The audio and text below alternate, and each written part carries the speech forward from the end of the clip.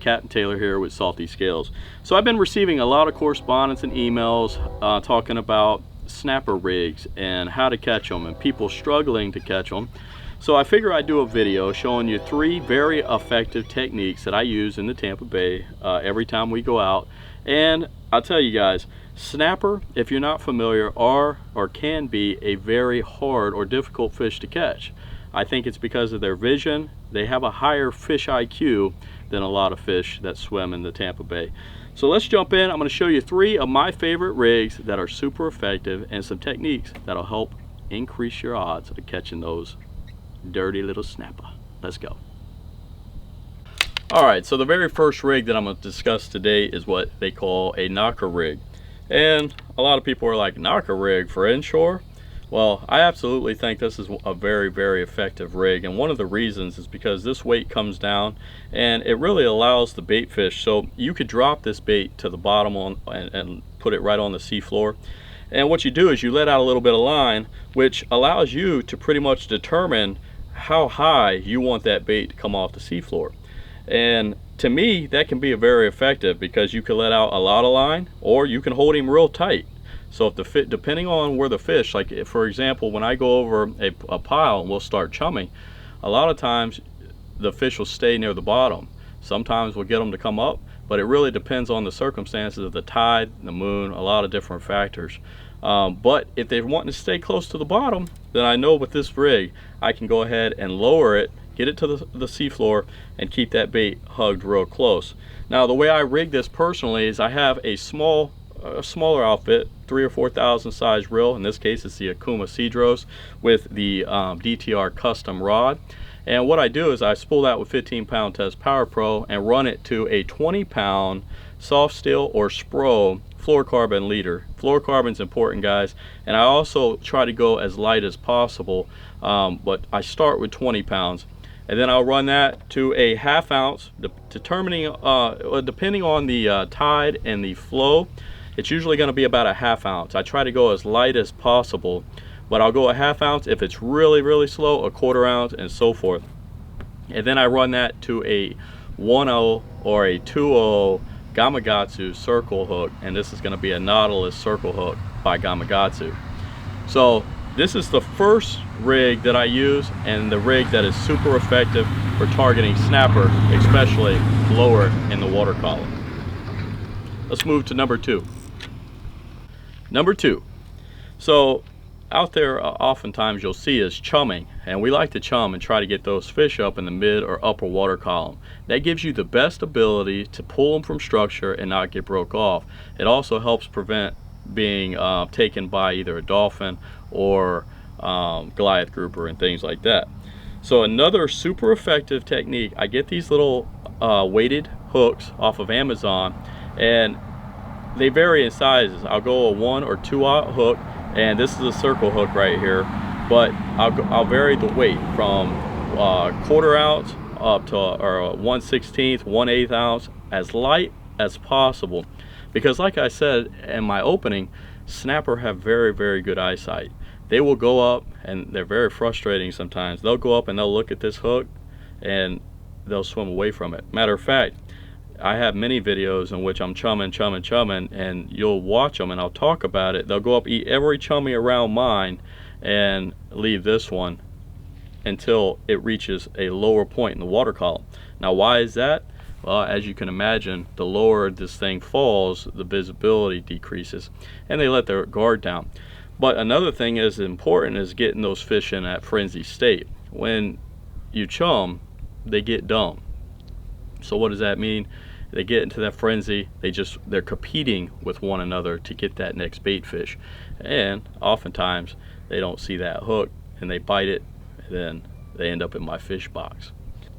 Check out these little jigs. I'll link the link down in the description for the ones that I get on Amazon. Super effective, and they're strong. They're not going to bend out on you like some of the other hooks on the market. So make sure you're very cautious of that, by the way, guys. There are some jigs that are on the market that are like this, or ball jigs, and those hooks straighten out. I can't tell you how many times I've straightened them out. Let me show you my third effective rig, that will put fish in the box, especially them pesky snapper. Take a look. So one of my favorites when the current is actually really flowing, guys, is the Carolina rig. You've heard me talk about this for years, especially on some of my skyway fishing videos. I've used it for years. I love it. I usually put a 1/2 ounce lead above a Spro swivel. It's a 75-pound Spro swivel. Very, very strong, but very compact. So it's not going to add a whole big bulky hardware to your setup here. And then I run that with a 20-pound leader all the way down to, depending on the bait size, a 1/0 or 2/0 Gamagatsu, sometimes even smaller. But usually like a 1/0 or 2/0 Gamagatsu circle hook, Nautilus. Now I use this rig as well to get down to the bottom, but it's very effective. Sometimes I find that this rig actually outperforms everything else. And one of the things that I could suggest to you when you're out there on the water is to switch it up. Have all of these rigs readily available, because one will outproduce the other.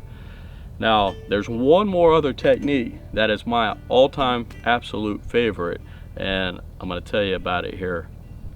It's fun. My all-time favorite technique is the Freeline technique. It's actually become one of my favorite ways of fishing and targeting mangrove snapper in the Tampa Bay. Now, you might be thinking, well, how does that work? Well, you have to know exactly where you're fishing, where the fish are. You have to be fishing at the optimal time, meaning on a transition time, preferably during a major or minor feed, and on a calmer day is ideal. You don't want a heavy wind or anything like that when attempting the Freeline technique.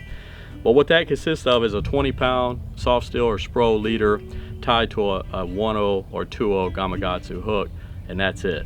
Now, what you do is you chum, and you chum and you chum and you chum, and you bring those fish up to the surface. I'm talking, I've had them eat bait fish right off the surface like a popper. And I've had them eat live bait like you're freelining for mackerel, doing the same thing. But the idea is to get them chummed up to the surface. And as you put that chum in the water, you put your bait down with that chum, and ultimately you let out line. So you open your bill, you let out line. One technique, or one tip I can give you, is to just keep your bell open and let out line. If you stop the bait for any reason, those fish will spook off and they'll head for the hills. So open the bill, let out line, and wait for you to see it shoot off the spool. When you see it shoot, you have a fish. Close it, and since you're using a 1/0, 2/0 Gamagatsu circle hook, you're just going to reel, and the fish is going to be hooked, and the fight is going to be on. That's my favorite technique. Snapper are challenging. That's probably the reasons I like them so much, is because they're really challenging on light tackle. They're super delicious to eat, and they can make you work. And I like sometimes just the challenge of being able to catch them. You'll sometimes see 20-inch snapper come up in your chum, and they'll snub you, and it frustrates you. Ask Chris how many times I've been yelling at them on the boat. But all is good. You know, it's a good cat and mouse game. I love it. It's fun.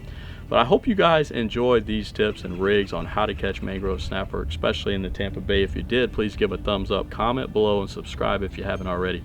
What do you want to see next? I appreciate all you guys' email. Just keep in mind that I get so many of them that I can't all the time respond directly. But these videos will help you, hopefully. And as long as you're subscribed, you're following my TikTok, Instagram, and Facebook, and YouTube, of course, you'll be able to learn these tips and techniques. Till next time, guys, I'll see you on the water.